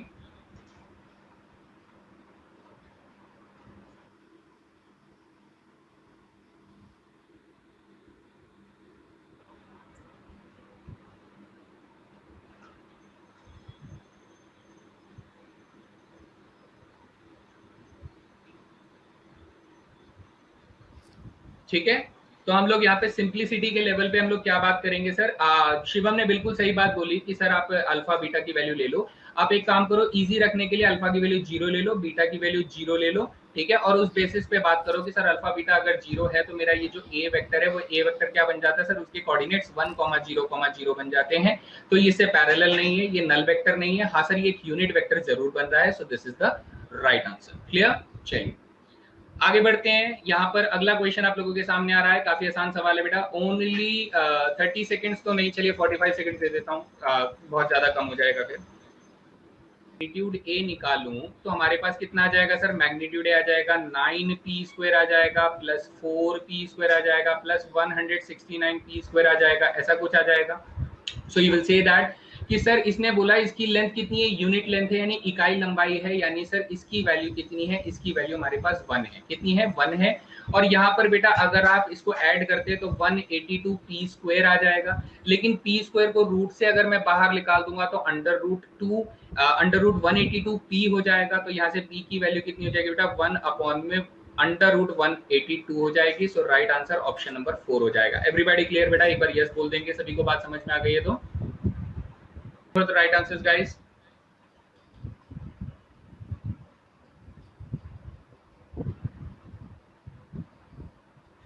भाई ये क्वेश्चन पब्लिश नहीं हो रहा है पर खुद से क्या दूंगा, आप लोगों को पोल ही दे देता हूं। चलिए फटाफट बताएंगे इसका सही जवाब, 30 सेकेंड्स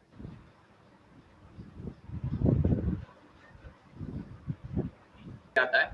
चलिए तो बेटा यहाँ पर हम लोग कहेंगे सर डायरेक्शन रेशियोज कितने हमारे सर, डायरेक्शन रेशियोज हमारे पास 2,3,1 है, यानी अगर मैं कॉमन सेंस भी लगाऊं ना तो भी बेटा मेरा आंसर सही हो जाएगा। कैसे सर, ये भी प्लस का है, ये भी प्लस का है, ये भी प्लस का है, तो सर ऑप्शन नंबर 2 हो नहीं सकता क्योंकि इसके जो डायरेक्शन कोसाइन है पहला माइनस का है फिर प्लस का और फिर प्लस का है, तो ये हो नहीं सकता। तीसरे वाला भी आंसर नहीं हो सकता क्योंकि सर इसका पहला माइनस का है फिर माइनस का और फिर प्लस का है, तो ये भी नहीं हो सकता, इसके चांस ही नहीं है। और अंदाजा लगा दूं तो बेटा यहाँ पर तीनों प्लस के हैं और अगर मैं प्रॉपरली चेक भी करूं तो भी अपना आंसर ऑप्शन नंबर ए हो जाएगा। सो इस तरीके से भी आप लोग देखकर इस क्वेश्चन को कर सकते हैं, ठीक है। चलिए काफी इजी क्वेश्चन था, डायरेक्शन कोसाइंस आपने निकालने सीख ही रखे हैं कि सर डायरेक्शन रेशियोज को मैंने आपको क्या बताया था कि बेटा डायरेक्शन रेशियोज को अगर आप मैग्नीट्यूड से डिवाइड कर देते हैं तो आपके पास क्या बनेगा बेटा, डायरेक्शन कोसाइंस बन जाएगा। ये आप लोगों को सिखाया गया है, इसके इस्तेमाल से भी आप लोग आंसर दे सकते हैं। डन। चलिए अगला क्वेश्चन कह रहा है कि सर अगर ए और बी हमें ये दिया हुआ है तो बताइए ए बी के डायरेक्शन रेशियोज कितने हैं। अब ये भी कोई सवाल हुआ क्या, कुछ भी सवाल आ रहे हैं। चलो फटाफट खत्म करो बेटा, ये कुछ ज्यादा ही आसान। 1 - 1 सर -2 हो जाएगा, -2 सर -4 हो जाएगा, 1 - -3 बेटा +4 हो जाएगा, यानी 2 -2 -4 हो जाएगा। So option number D must be the right answer. बताइए क्लियर हुआ बेटा सभी को? किस थोड़ी ना हो सकता है कि हम जैसा बोलेंगे वैसा हो जाएगा। चलिए सो एवरीबॉडी क्लियर। अगला सवाल ये कह रहा है कि सर मुझे एक वेक्टर बताइए जो कि डायरेक्शन किसकी डायरेक्शन में, सर इस वेक्टर की डायरेक्शन में, और जिसका मैग्नीट्यूड कितना है सर 5 यूनिट का मैग्नीट्यूड है। आसान सवाल है लेकिन स्टिल कुछ बच्चों को दिक्कत हो सकती है, तो मैं 45 सेकंड मुझे यहाँ पर बी वेक्टर के भी डायरेक्शन रेशियो कैसे चाहिए बेटा, 3,1,0 के हिसाब से ही चाहिए होंगे ना, यानी कुछ ना कुछ ऐसा कांस्टेंट मल्टीप्लाइड रहेगा, तो क्या हो जाएगा 3k,k,0 होना चाहिए, ऐसा कुछ होना चाहिए पैरेलल, यानी डायरेक्शन रेशियो सेम रहने चाहिए, प्रोपोर्शनल रहने चाहिए इन शॉर्ट। तो हम लोग क्या करेंगे सर, हम देखेंगे कि सर अगर मैं इसमें से √10 काट देता हूँ, 5 और 15 काट देता हूँ, तो बेटा ये 1,3,0 बन जाता है। तो सर ये तो आंसर नहीं होगा, इसमें सर ये आंसर हो ही नहीं सकता क्योंकि सर अगर इसमें कैंसिल आउट किया तो ये 1, -3,0 हो जाएगा। तीसरे वाले को अगर मैं देखूं तो बेटा ये 3,1,0 बन रहा है, जबकि चौथे वाले का बेटा आंसर नहीं बन रहा है क्योंकि ये 3,-1,0 बन रहा है आफ्टर सिंप्लीफिकेशन। तो मेरा आंसर क्या हो जाएगा बच्चा लोग, मेरा आंसर हो जाएगा ऑप्शन नंबर 3। एवरीबॉडी क्लियर बेटा, सभी को समझ में आ गया?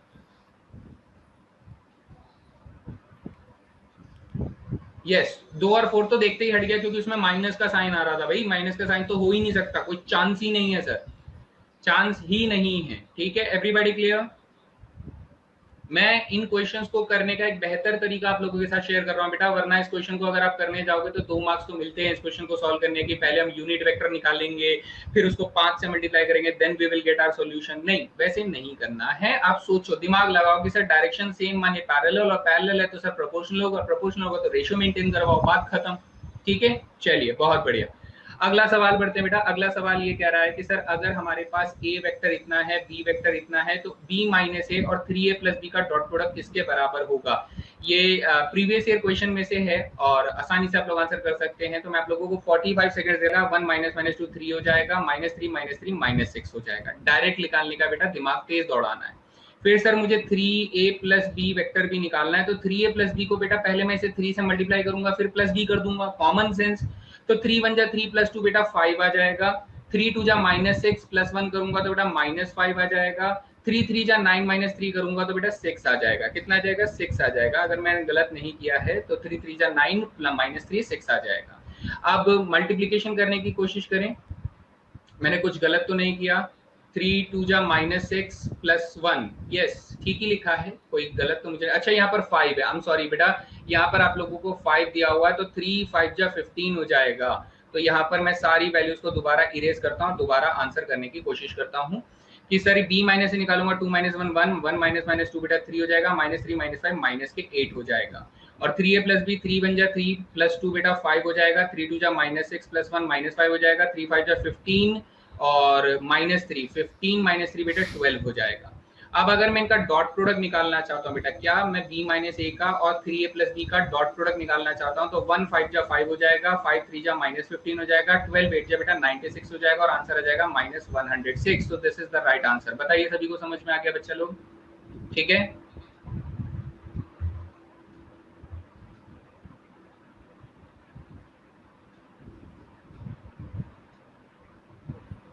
लिखने का तरीका देखिए बेटा, मैं कुछ भी फालतू ऐसा नहीं लिख रहा हूँ जिसमें मेरा समय की बर्बादी हो या फिर कुछ ऐसा हो। बहुत आसानी से मैं इन क्वेश्चंस को लिख रहा हूँ, प्रेजेंट कर रहा हूँ और कैलकुलेट भी कर रहा हूँ। So this is the way you are going to solve these problems. ठीक है, लास्ट क्वेश्चन देख लेते बेटा। ये कह रहा है कि सर अगर मेरा ये वाला वेक्टर और ये वाला वेक्टर एक दूसरे लंबवत है यानी परपेंडिकुलर है, तो बताइए लैम्डा की वैल्यू कितनी होगी। बड़ा ही हलवा सा सवाल है बेटा, खा जाओ। ठीक है, फटाफट बताओ, 30 सेकंड। और कॉमा 10 हमें दिया गया है, यानी ये हमारे डायरेक्शन रेशियोज हो जाएंगे। तो इनका डॉट प्रोडक्ट निकालते हैं सर। 3 2 जा माइनस के 6 हो जाएगा, 4 इंटू लैम्डा 4 लैम्डा हो जाएगा और माइनस के 10 हो जाएगा और ये वैल्यू 0 के बराबर आ जाएगी। So you will say that कि सर 4 लैम्डा बराबर 16 है, तो लैम्डा बराबर कितना हो जाएगा बच्चा? 4 हो जाएगा। So right answer is option number 4। तो 100% रिजल्ट है।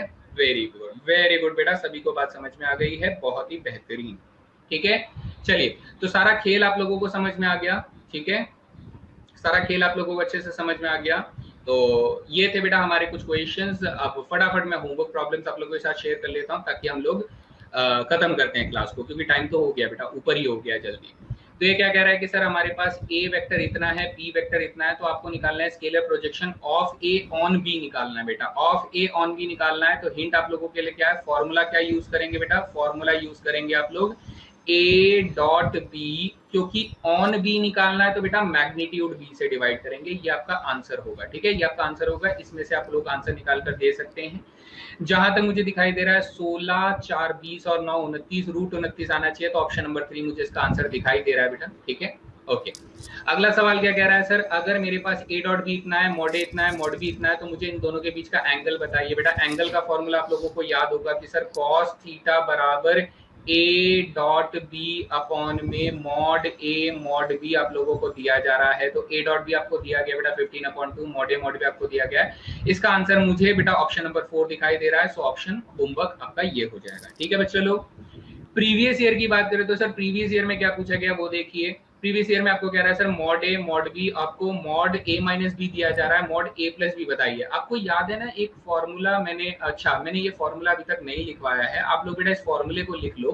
ठीक है, ये आपके काम का होगा कि a प्लस बी के मॉडुलस का square multiply a minus b के मॉडुलस का स्क्वायर। अगर मैं इन दोनों वेक्टर्स के मॉडुलस का स्क्वायर ऐसे करता हूं तो मेरे पास डबल ऑफ मॉडुलस a का स्क्वायर आ जाएगा प्लस मॉडुलस b का स्क्वायर आ जाएगा। ये हमारे पास आंसर हो जाएगा। ठीक है बच्चा लोग, सी आंसर होना चाहिए पीछे वाले का। पाई बाई 3 बेटा cos theta, okay okay okay, yes yes, thank you बेटा। कॉस थीटा आपको पाई बाई 3 रुपया मिलेगा, यस ठीक है।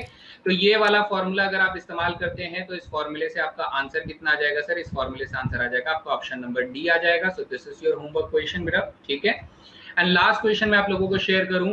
ये कह रहा है सर अगर a प्लस बी जो है वो a माइनस बी से डॉट प्रोडक्ट करने पर mod a square plus mod b square आता है, तो ये कब किन हालातों में ये सत्य पाया जाएगा, किन हालातों में ये सही पाया जाएगा?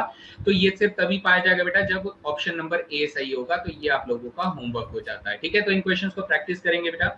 बाकी कुछ चीजें जो बच जाती है होमवर्क में यानी डॉट प्रोडक्ट में, वो मैं आपको कल की क्लासेस में और एक्सप्लेन करूंगा। सो ये था हमारा पूरा सेशन जिसमें मैंने आप लोगों को 3 और 8 टोटल 11 क्वेश्चन पूछे हैं। कितने क्वेश्चन पूछे बेटा? टोटल 11 क्वेश्चन पूछे हैं। तो यहाँ पर